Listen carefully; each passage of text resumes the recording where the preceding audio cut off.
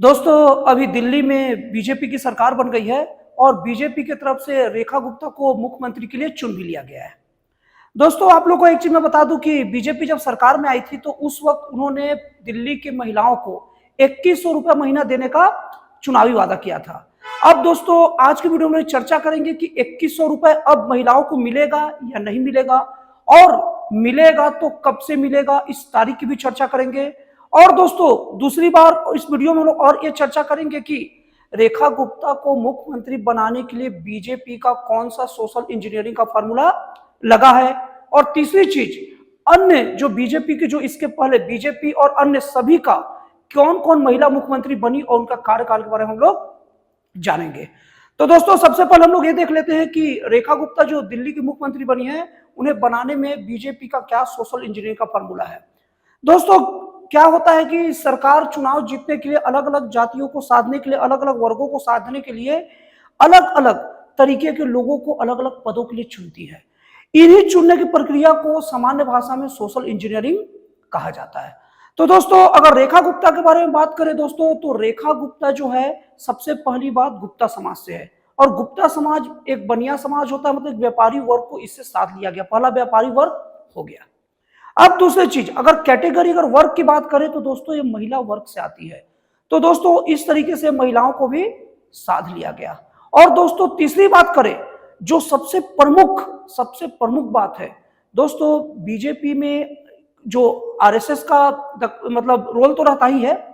और दोस्तों, बीजेपी का विद्यार्थियों के लिए एक शाखा है जिसको अखिल भारतीय विद्यार्थी परिषद कहते हैं, जिसे शॉर्ट में एबीवीपी कहते हैं। और दोस्तों, अपने शैक्षणिक काल के समय ना ये एबीवीपी की बहुत ज्यादा सक्रिय सदस्य भी रही थी। और दोस्तों, उसी समय से आरएसएस का अनुशासन इनके अंदर था और आरएसएस की भी पहली पसंद यही थी।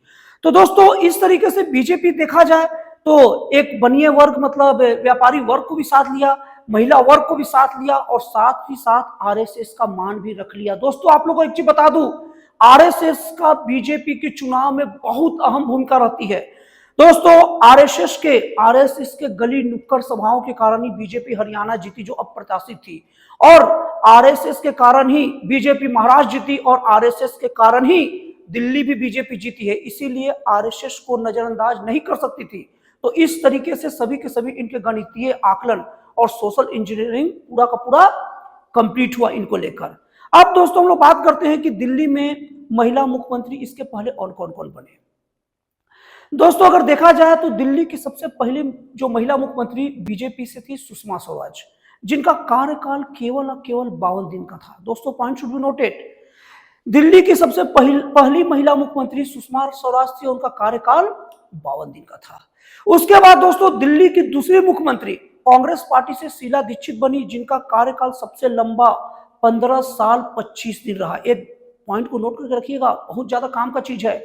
मैं तो दोस्तों बता रहा हूं, इस वीडियो से करंट जीके का एक टॉपिक कंफर्म है आप लोग के कॉम्पिटिटिव एग्जाम में। उसके बाद दोस्तों, अगली महिला मुख्यमंत्री बनी आतिशी मार्लेना, जिसका कार्यकाल रहा 4 महीने 18 दिन। और दोस्तों, इसके जस्ट बाद अगला महिला मुख्यमंत्री बनी बीजेपी के तरफ से रेखा गुप्ता, जिनका कार्यकाल 20 फरवरी 2025 से प्रारंभ होता है। अब दोस्तों, आप लोग को एक और रोचक चीज बता दूं कि अभी तक दिल्ली में बीजेपी के तरफ से जितने भी मुख्यमंत्री हुए हैं, वो केवल महिला मुख्यमंत्री हुए, एक सुषमा स्वराज और एक रेखा गुप्ता। अब दोस्तों, जैसे कि मैं वीडियो की शुरुआत में आप लोगों को बता रहा था कि क्या दिल्ली में 2100 रुपए मिलेंगे जैसे बीजेपी वादा की थी, या नहीं मिलेंगे। दोस्तों, इसका जवाब है पक्का पक्का पक्का 2100 रुपए मिलेंगे। और दोस्तों, इसकी तारीख भी नोट कर लीजिए, 8 मार्च 2025 से महिलाओं को 2100 रुपए पर मंथ मिलना शुरू हो जाएंगे। और दोस्तों, इसको मिलने की मैं आपको कारण बता रहा हूं और बहुत सारी चीजें बता रहा हूं। दोस्तों, बीजेपी जब सरकार में जब थी ना, अभी 2023 के चुनाव की बात करेंगे तो दोस्तों, 2023 के चुनाव में बीजेपी छत्तीसगढ़ राज्य में एक घोषणा करके चुनाव लड़ी थी कि अगर हम जीतेंगे तो हर महिलाओं को 1000 रुपए देंगे। और दोस्तों, बीजेपी जीत गई।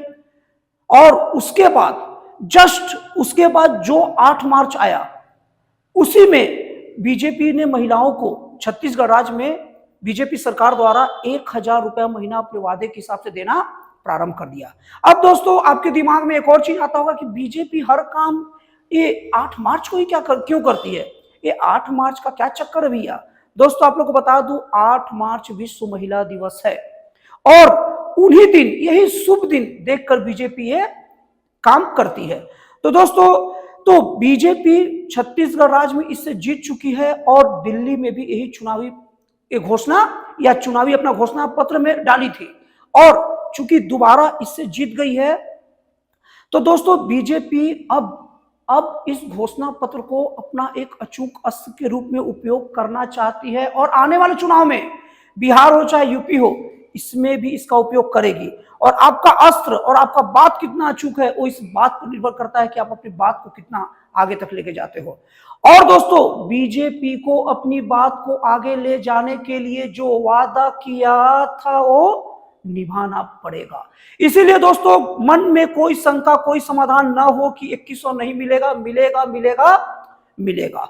अब दोस्तों बीजेपी को 2100 देने का और कारण बता दूं, आने वाले समय में अभी नवंबर के आसपास में 2025 में ही नवंबर के आसपास में बिहार विधानसभा चुनाव है और दोस्तों नोट कर लीजिए, बीजेपी का इस चुनाव में भी ये मुद्दा जरूर रहेगा कि या तो महिलाओं को 2100 देंगे या 2100 से ऊपर देंगे, लेकिन एक पैसा 2100 मिनिमम देने का वहां भी वादा करेंगे और अगर वहां जीती सरकार तो 8 मार्च 2026 से बिहार में भी महिलाओं को मिलेगा।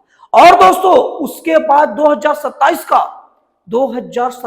का यूपी का चुनाव में भी ये प्रमुख चीज रहेगा। इसलिए दोस्तों बीजेपी हर हाल में महिलाओं को दिल्ली में 2100 रुपया महीना कंफर्म देगी। और दोस्तों आप लोग एक चीज और बता दूं कि हालांकि 2100 रुपए का चुनावी वादा, 2100 रुपए के मतलब बराबर का चुनावी वादा, इसी का कुछ आगे पीछे रुपए में आम आदमी पार्टी के द्वारा भी किया गया था और कांग्रेस पार्टी के द्वारा भी किया गया था।